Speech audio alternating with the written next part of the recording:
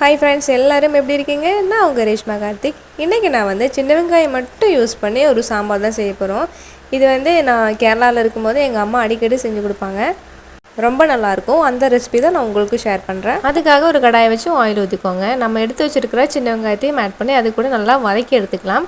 நான் வந்து கொஞ்சமாக சின்ன வெங்காயம் ஒரு மீடியம் சைஸில் ஒரு பெரிய வெங்காயத்தையும் ஆட் பண்ணி அதையும் நல்லா வதக்கி எடுத்துக்கிறேன். நம்ம வந்து சாம்பாரில் பார்த்திங்கன்னா எல்லா காயும் போட்டு கூடவே வந்து சின்ன வெங்காயம் ஆட் பண்ணி நம்ம சாம்பார் செய்வோம். அது ஒரு டேஸ்ட்டாக இருக்கும். சின்ன வெங்காயத்தை மட்டும் போட்டு நீங்கள் இதே மாதிரி சாம்பார் செஞ்சு பாருங்கள். அந்த டேஸ்ட்டு சூப்பராக இருக்குங்க. இப்போ சின்ன வெங்காயம்லாம் நல்லா வதங்கி வந்துடுச்சு. இப்போ நம்ம இது தனியாக எடுத்து வச்சுக்கலாம். அதே கடாயில் கொஞ்சமாக ஆயில் இருக்குது. அந்த ஆயிலே வந்து நம்ம தேங்காய் வறுத்து எடுத்துக்கலாம். ஆயில் இல்லைன்னா நீங்கள் ஆட் பண்ணிக்கோங்க.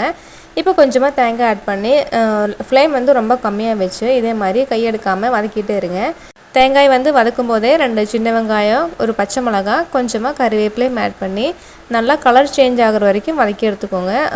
ரொம்ப ப்ரௌன் கலராக கொண்டு வர வேண்டாம். ஒரு லைட்டாக கலர் சேஞ்ச் ஆன வரைக்கும் நம்ம வதக்கி எடுத்துக்கலாம். உங்களுக்கு டைம் இருந்தால் நீங்கள் எல்லாமே ப்ரௌன் கலர் ஆகிற வரைக்கும் வதக்கி எடுத்துக்கோங்க. ஆனால் கருகாமல் பார்த்துக்கோங்க. இப்போ தேங்காய்லாம் நல்லா வரப்பட்டு ஓரளவுக்கு கலர் சேஞ்ச் ஆச்சு. இந்த டைமில் 2 டேபிள் ஸ்பூன் மல்லித்தூள், 2 டேபிள் ஸ்பூன் சாம்பார் தூள், காரத்துக்கு தகுந்த மாதிரி மிளகாத்தூள், இது எல்லாத்தையும் ஆட் பண்ணி 1 நிமிஷம் மட்டும் நல்லா வதக்கி எடுத்துக்கோங்க. அதோட பச்சை வாசம் போகிற வரைக்கும் வதக்கி எடுத்துக்கோங்க.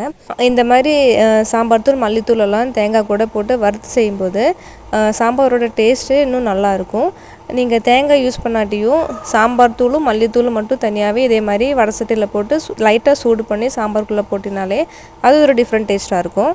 இது எதுக்குன்னா ஒரே மாதிரி சாம்பார் சாப்பிட்டு போர் அடித்தவங்களுக்கு இந்த மாதிரி டிஃப்ரெண்ட்டாக ட்ரை பண்ணி பார்க்கலாம். இப்போ மல்லித்தூள் சாம்பார் தூளோடலாம் பச்சை வாசம் நல்லா போயிடுச்சு. இப்போ நம்ம சூடாகிறதுக்காக தனியாக வச்சுக்கலாம். அதுக்கப்புறம் ஒரு கடாயை வச்சு கொஞ்சமாக ஆயில் ஊற்றிக்கோங்க.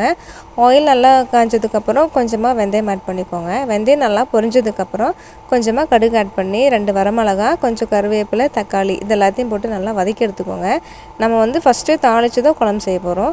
நீங்கள் வந்து கடைசியாக தான் தாளிப்பீங்கன்னா ஃபஸ்ட்டு தக்காளியும் வெங்காயம்லாம் பருப்பெல்லாம் போட்டு வேக வச்சு அதுக்கப்புறம் இந்த கடுகு, வரமிளகா, வெந்தயம்லாம் போட்டு தாளிக்கோட செஞ்சுக்கலாம்.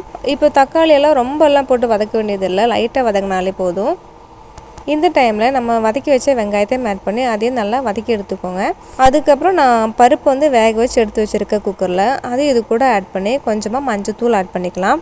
கூடவே நமக்கு தேவையான அளவுக்கு புளியும் ஆட் பண்ணி கொஞ்சமாக தண்ணியும் ஊற்றி நம்ம நல்லா மிக்ஸ் பண்ணி விட்டு தேவையான அளவுக்கு உப்பு ஆட் பண்ணிக்கோங்க. அதுக்கப்புறம் ஒரு 10 நிமிஷம் வந்து நம்ம மூடி வச்சு வேக வச்சு எடுத்துக்கலாம். வெங்காயம்லாம் பாதி தான் வெந்திருக்கும். அதனால நம்ம ஒரு 10 நிமிஷம் டைம் கொடுத்து வேக வச்சு எடுத்துக்கலாம்.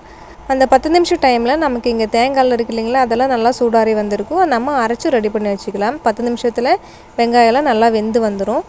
இந்த ரெசிபிக்கு கொஞ்சம் டைம் எடுக்கணும். தேங்காய் வறுத்தெடுக்கிற டைம் மட்டும்தான் இதில் அதிகமாக இருக்கும். தேங்காய் எல்லாமே நம்ம வெங்காய சாம்பார் செய்யலாம். ஆனால் இது வந்து இதோட டேஸ்ட் வந்து நீங்கள் சாப்பிட்டு பாருங்கள். அதுக்கப்புறம் நீங்கள் இப்படி தான் செய்வீங்க. இப்போ 10 நிமிஷம் ஆயிடுச்சு. நம்ம அரைச்சி வச்ச தேங்காய் மிக்ஸ் இது கூட ஆட் பண்ணி தேவையான அளவுக்கு தண்ணியும் ஆட் பண்ணி நம்ம நல்லா மிக்ஸ் பண்ணி விட்டுக்கோங்க. எல்லாத்தையும் நல்லா மிக்ஸ் பண்ணி விட்டதுக்கப்புறம் இந்த டைமில் உப்பு, காரம், புளிப்பெல்லாம் கரெக்டாக இருக்கான்னு செக் பண்ணிக்கோங்க. பத்தலைன்னா இந்த டைமில் ஆட் பண்ணி நம்ம ஒரு 10 நிமிஷம் கொதிக்க விட்டுக்கலாம். ஆட் பண்ணாலும் பண்ணாட்டியும் நம்ம மசாலா தேங்காய் ஆட் பண்ணதுக்கப்புறம் ஒரு 10 நிமிஷம் கொதிக்க விடணும். அப்போ தான் அந்த குழம்புல அதெல்லாம் நல்லா செட் ஆகி வரும். தேங்காய் ஊற்றுனதுக்கப்புறம் நம்ம குழம்பு வந்து மூடி வச்சு வேக வைக்கணும் அவசியம் இல்லை. ஓப்பன்லேயே நீங்கள் ஒரு 10 நிமிஷம் வேக விட்டுக்கலாம். அவ்வளோதான் ஃப்ரெண்ட்ஸ். இப்போ நம்மளோட குழம்பெல்லாம் இங்கே நல்லா செட் ஆகி வந்துருச்சு. கடைசியில் கொஞ்சமாக மல்லித்தலையும் கருவேப்பிலையும் ஆட் பண்ணிக்கோங்க. பெருங்காயத்தூள் இருந்து ஆட் பண்ணிக்கோங்க. எங்கிட்ட இல்லைனால நான் ஆட் பண்ணலை. நல்லா சூடானதுக்கப்புறம் நம்ம குழம்பு எப்படின்னு பார்த்துக்கலாம்.